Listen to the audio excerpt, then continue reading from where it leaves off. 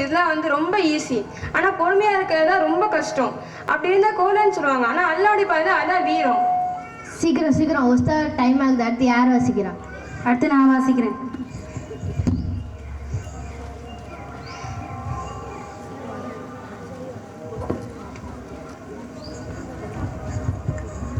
ولا تصعر خدك للإنسان ولا تمشي في الأرض مرحا إن الله لا يحب كل مختال فخور. உன் முகத்தை பெருமையோடு மனிதர்களை விட்டும் திருப்பிக் கொள்ளாதே, பூமியில் பெருமையாகவும் நடக்காதே. நிச்சயமாக அல்லாஹ் பெருமைப்படுபவரையும் ஆணவம் கொள்பவரையும் நேசிக்க மாட்டான்.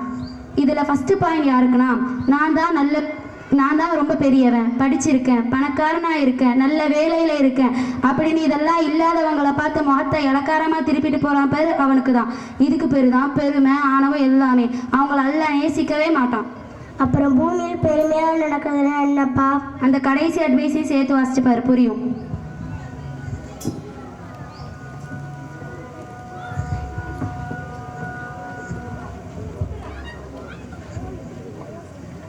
வக்சித் ஃபி மஷீக வகுதல் மின் சவுத்திக இன்ன அன்கரல் அஸ்வாதி லசவுத்துல் மஹீர்.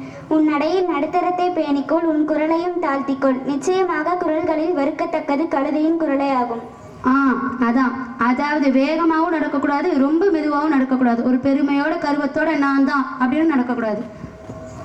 அப்புறம் அந்த கடைசியோட அட்வைஸ் முக்கியமாக பிள்ளைகளுக்கு. பேரண்ட்ஸ் பெரியவங்கள்ட்ட பேசும்போது குரலை தாழ்த்தி பேசணும். பொதுவாகவே சத்தம் போட்டு பேசக்கூடாது.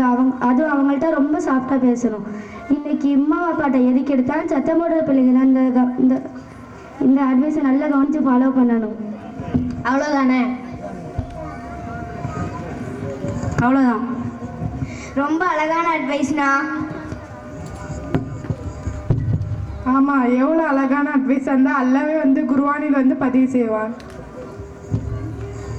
பெற்றோர்களை நீங்கள் எல்லாரும் பிள்ளைங்களுக்கு அட்வைஸ் பண்ண தான் செய்கிறீங்க. ஆனால் எத்தனை பேர் மறுமை நோக்கமாக வச்சு மார்க்க சம்பந்தமான விஷயத்தை அட்வைஸ் பண்ணுவீங்க? எல்லாருமே இந்த உலக விஷயத்தை தான் அட்வைஸ் பண்ணுறீங்க. இனியாச்சும் மார்க்க சம்பந்தமான விஷயத்தை பற்றி அதிகம் பேசுங்க. அஸ்ஸலாமு அலைக்கும்.